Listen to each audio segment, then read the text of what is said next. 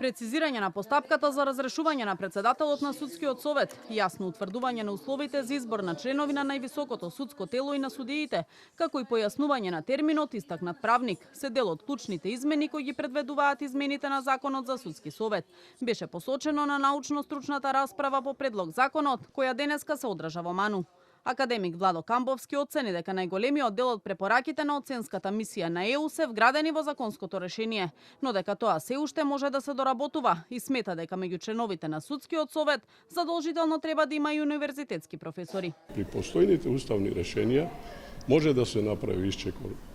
Направен е еден таков исчекор, да речеме сите кандидати кои се предложени во собранието да одат низ една постапка на јавно интервју и така натаму, кај што ќе се провери и нивните, да речем, па дури знаења и ставови во однос на судството, може треба да се направи некој напор за да се фиксира дека секојаш таму ќе има универзитетски професори и адвокати.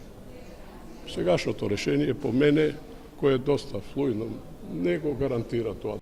Дел од препораките предвидуваа и уставни измени за положбата и статусот на судскиот совет, но во оваа фаза, како што појасни Камбовски, тоа не е опфатено. За таквите измени според него потребна е широка дебата која треба што поскоро да биде отворена. Според него независно судство во земјава е можно само со интегритет на судиите и членовите на судскиот совет. Со предложените измени на Законот за судски совет, од Сдруженијето за кривично право и криминологија очекуваат дека ќе се надминат предизвиците со кои се соочуваше највисокото судско тело изминатата година.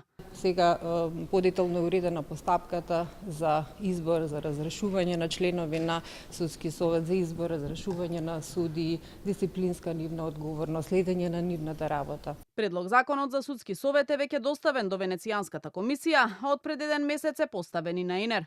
Тој е дел од реформската агенда и согласно препораките треба да биде донесен до крајот на јуни.